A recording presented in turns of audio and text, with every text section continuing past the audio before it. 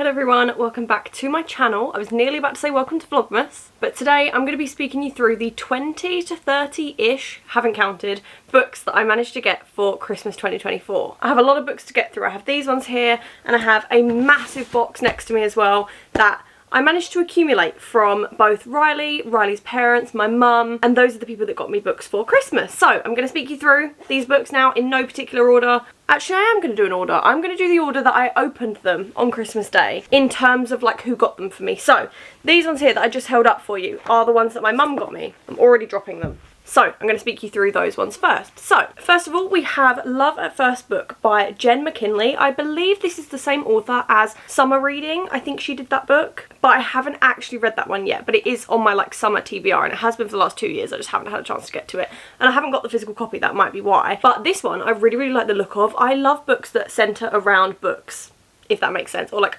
authors or editors or publishers or anything to do with the writing process. I love reading books about, because I'm just so fascinated by that kind of occupation and that kind of career. What is the word I'm looking for?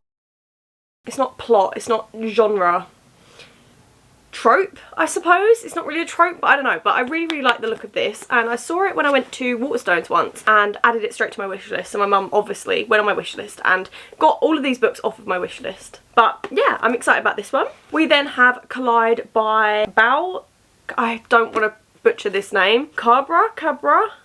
Sorry if I butchered that. But this book I actually had the ARC copy of like before it came out, and then I'm not gonna lie, didn't even get a chance to read it, completely forgot about it, which I'm really sad about, because I wanted to be one of the first people to read this, but it's been on my radar for a long time and I've heard like great things about it. So obviously put the physical copy on my wishlist anyway, because the ARC copy that I had was a Kindle edition, and you know I need my physical copy trophy. So once I read this, I also have the physical copy as well, and I feel like it would be good to know going between the two, like what's the ARC copy and what's not. So now I have both to sort of compare them, see if there's any differences, any like edits made and stuff like that, and I think that would be interesting to sort of flick through as I'm reading it to see if there's any changes that they made. But that's very good, and I'm excited to read this one as well. I've heard some good things about this. My mum then got me The Wife Upstairs by Frida McFadden. I am never normally a physical copy Frida McFadden girl. Every Frida McFadden book that I've probably ever read has always been on my Kindle, because literally I think all of them are on Kindle Unlimited. But I think The Teacher was the first and only Frida McFadden book that I've got physically,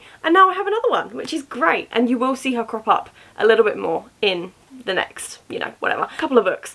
But I just feel like Frida McFadden, even though she doesn't necessarily have like the best books ever, they are just easy to read, and sometimes they do just get you thinking, and her plot twists are great. Like, I'm gonna be so for real. And I love her like as an author. As I said, not the best books in the world, not the best written, not the best anything, but for a good fun time when you're getting out of a slump, she's perfect. Her books are great. So I got The Wife Upstairs. This is another one that I've been sort of like looking at for a while now.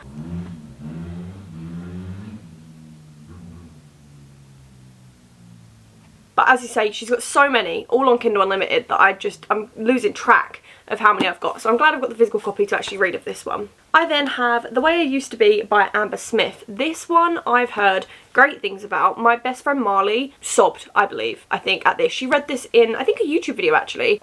She sobbed, from what I can remember. I don't even think she particularly loved the book so much. I'm not actually 100% sure, but I know that it made her cry. So I actually said to my mum when I opened this on Christmas Day, this is going to make me cry. And she was like, oh, sorry. I was like, no, that's a good thing. I love a book that makes me cry. So I'm much excited about that. Much excited, most excited. Don't know what I'm saying. I'm still in the Vlogmas hangover, guys. She then got me Make You Mine This Christmas. I love you, my mother. I love you to pieces, but why did you get me a Christmas book for Christmas? Because now I can't read it for another like 11 months. But I do have a Christmas book. I believe this is a sapphic romance actually, which I'm so excited about. There's something about sapphic romances and Christmas being together which just makes my heart a little bit happy. So I'm very excited. As I said in one of my Vlogmas days, I do actually want to start reading Christmas books a little bit earlier in the year. I normally wait until December to read them, and then I have so many that I can't get through them, or there's new releases out that I need to buy or want to buy, and then I don't get through the old ones, and I've got stuff on my bookshelf from like 2022 that are Christmas that I haven't read yet, and it's just such a waste of money and time. Like, I need to actually dedicate some time to Christmas books, and I am definitely one of those readers that like to read the books for the season that is coming, not when the season is happening. So for example, my summer books will start in like May, June, and then July and August I will still be reading like predominantly summer books, but I'll get more excited for the like autumn and, you know, like fall kind of reads and fantasy and stuff like that all over again. So right now, as we're sort of like, we're past Christmas, it's just getting into that new year, I want like just standard romances. I don't want anything to do with like seasonal things. I don't want spring, I don't want summer, I don't want autumn, I don't want winter. I literally just want like books that you can read where you don't really care about what the season is, if you know what I mean. It's not like a mood kind of book, I don't know. But this one, as I was saying, I'm going to try and read in like October, November and get more excited for the Christmas season, because I feel like otherwise I'm just wasting my time, and I'm really excited for it. So as soon as I can read this will be great. She then got me Springtide by Key Stevens. This is another one. I think I put this in my 2023 summer TBR, or a book by this author anyway. And I never got around to reading it. So I've been really, really excited to lately. And I feel like I have been really prioritising, if you've watched my channel over the last couple of months, my physical TBR.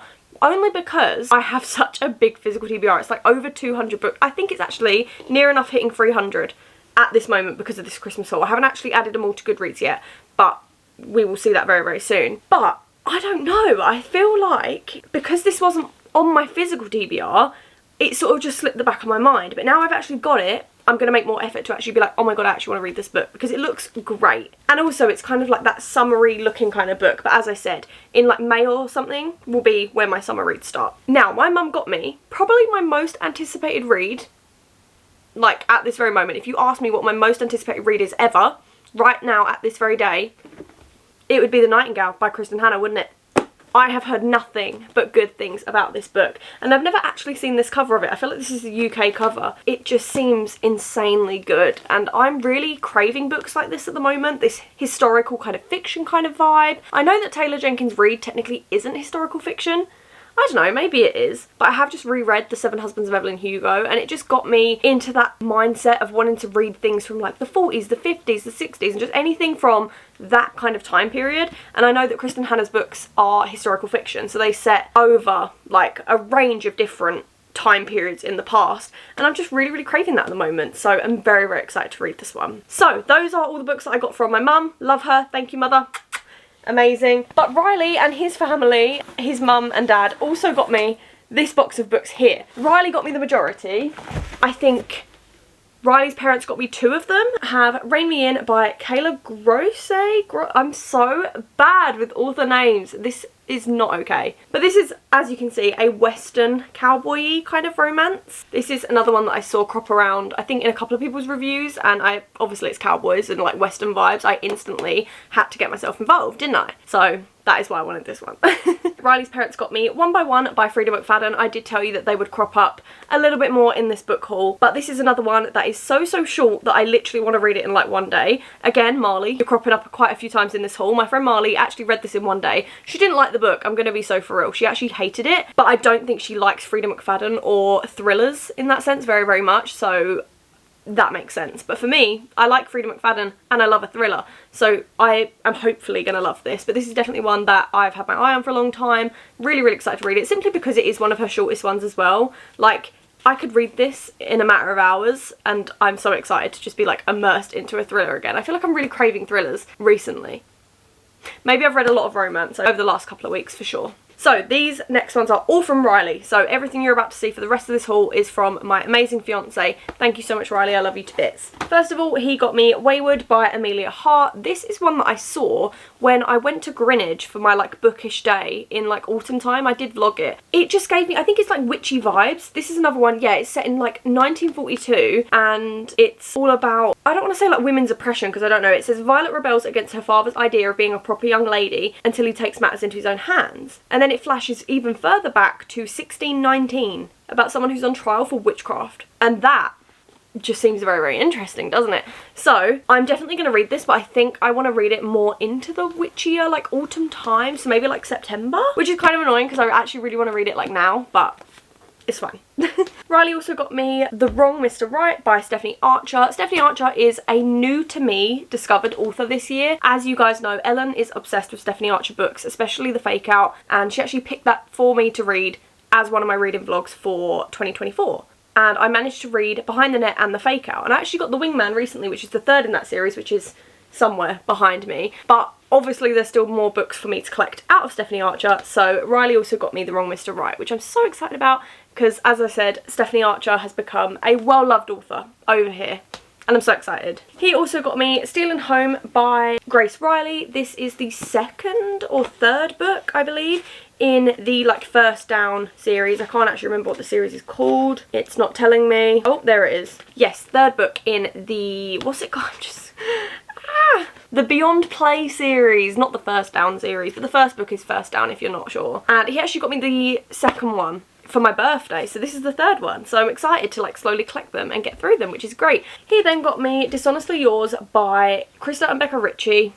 Love, love, love Krista and Becca Ritchie. I have started the Addicted series this year. I've only read the first 2 books so far, but I just needed a little bit of a break from it because I just wanted to prioritise like other things on my physical TBR, but I'm very, very excited to delve back into it in the new year. But I also have this one, which I will be reading after the Addicted series. I don't know if that's right because I don't really know much about the lore of Krista and Becca Ritchie's worlds and like the Addicted series and stuff like that. I don't really know too much about it because I've tried to stay as clear as I possibly can to avoid spoilers, but I don't know. I'm assuming this should be read after. I'm just guessing, but let me know otherwise. Oh, and I also completely forgot, he also got me In Your Dreams, Holden Roads by Stephanie Archer as well. As I've said, Stephanie Archer, well-loved author over here, so I'm excited for this one too. He then got me Love Unwritten by Lauren Asher. This is the second book in the Lakefront Billionaire series. I haven't actually read the first one yet, but I have got it, and it is very, very high on my physical TBR. It just got to the point where it was like November, December, and I was like, I need to prioritise like wintry books right now. And as I said, this sort of time period in between Christmas and New Year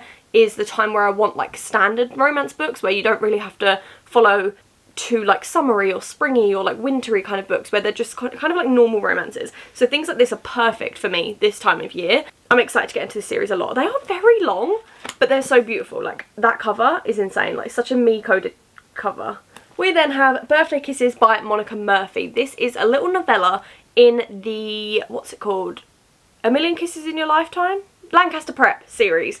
So I'm excited to get to this. These little mini novellas that are in between books are my all-time favourite. They get your reading go up, they add a little bit more to the story, so I'm very, very excited to delve into this and that series as well. Oh, I've got pins and needles in my foot. I then have Day to Hate Me by B. Celeste. This is one that I've actually had my eye on for a couple of years, since like 2022, and I believe this is kind of like a sporty kind of romance. I've heard that B. Celeste books are on the sadder side, but I think it might be just Underneath the Sycamore Tree, which is their other book. Not too sure whether this one follows the same kind of like sad mood vibe. I don't know what I'm talking about, but yeah, this one I'm very, very excited to read as well, and this is part of like a duology or a series that I've been looking at for quite a while now, which is good. Oh, there's literally a trigger warning on the first page. It says, this book deals with self-harm and thoughts of suicide, though neither are graphically shown in this story.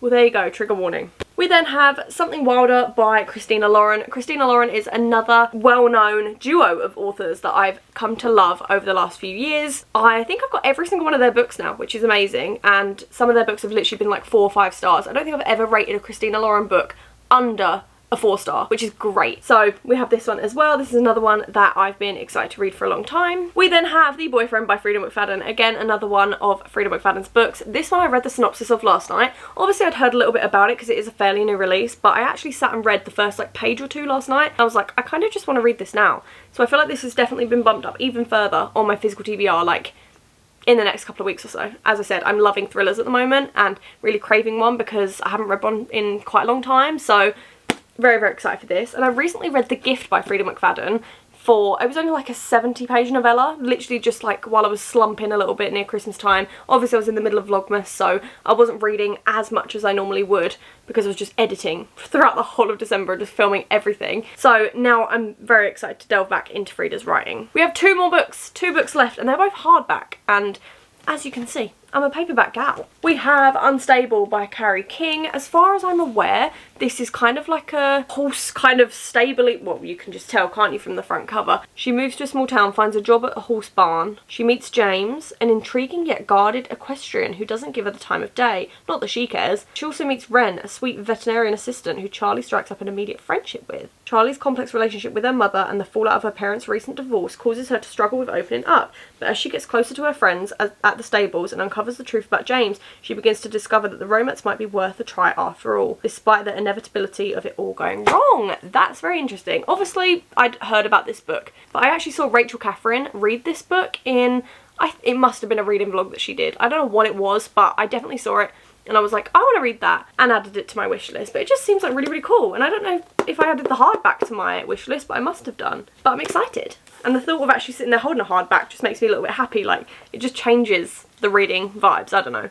And last but not least, arguably one that I'm probably not the most excited about all of them is Never by Jessa Hastings. Riley was also so excited to gift this book to me because he just knows how much I have fallen in love with Jessa Hastings over the end of last year, like 2023, and the start and middle and now of 2024. I'm sorry, I've got pins and needles, I actually can't keep moving my legs. Jessa Hastings has become one of my favourite authors. My all-time favourite book of 2024 and of 2023 was Magnolia Parks and Magnolia Parks The Long Way Home. Absolutely insane books, and it's my favourite series ever. Like, honestly, I can't even express it enough. So when this one came out, Riley was like, I want to buy it for you, but obviously he didn't tell me he got it for me. And I actually saw one of my sister-in-laws, Kyra, who you would have seen throughout Vlogmas, she got it for Christmas and she sent me a picture of it, and I was like, I really want that book. But I knew that if I didn't, I would have just ordered it myself after. And then Riley was just like waiting to give me his presents. He was like, you're going to be excited about one of these books. And I was like, what is it? What is it? And it was this one, and I'm so happy to delve back into Jessa's writing. She has the best, most lyrical, amazing writing ever. I will say it is obviously a little bit different to the Magnolia Park series. This is a loosely based Peter Pan retelling where the love interest is actually Captain Hook's son as well. I don't know how that's gonna go, but I'm very excited about it. I have heard mixed things about this book, I will say, due to some of the nature in the actual book, but I'm just going to read it for my own opinion and just see what happens. But I'm very excited about this because, as I said, I love the author. Her writing is just insane, and I'm excited to read this. I've heard great things. And last but not least, we have Butcher and Blackbird. This one was actually sent to me by one of my lovely viewers, Amelia. You've seen her crop up in a lot of these hauls and unboxings. She's just so generous with sending me books. So thank you so much to Amelia for this. Her note says, just wanted to wish you a very Merry Christmas. Not sure if you're opening this before Christmas, but I hope you have a great one, and thank you for all the amazing content this year, from Amelia J. Reads. So thank you so much again to Amelia for sending me this book. This is another one that I've been excited for a very long time. Wanted to read it ages ago, but as I said, it slipped my mind because I didn't have the physical copy. But now I do. And I was actually going to buy it in one of my bookstore vlogs in like summertime, and then I didn't because I was like, no, it's fine, I'll just add it to my wish list instead. And now I finally got my hands on it, which is good because I've heard great things about this. I'm filming a completely separate video and completely forgot that I also got this one for Christmas from my friend Summer for our Secret Santa thing. We went there for a Secret Santa night in Vlogmas, and she actually kindly gifted every single one of our friends this copy of this book, which is The Spark by Holly Miller. And I completely forgot that I'd received it because I put it in a separate pile in a separate bag before I filmed the haul, so I didn't actually have like access to it, but I have this too, so that is also added to the haul. But those are all the books that I managed to get for Christmas this year. I hope you guys had the most wonderful Christmas ever. Sorry if you're sick of me by now. Obviously I have just done 12 days of Vlogmas, so I do apologise for that, but I just wanted to wish you a happy new year as well, as this is obviously posted on New Year's Eve. But I love you guys lots. Thank you so much for watching. I hope you have the most wonderful new year. We're going to smash out 2025 and just have the best new year ever. Let me know what your reading goal is. Let me know kind of your bookish goals for the new year, because I need to set some of mine as well. Let me know what your plans are, and I'll hopefully see you in the new year and into my next video. Love you guys lots. Bye.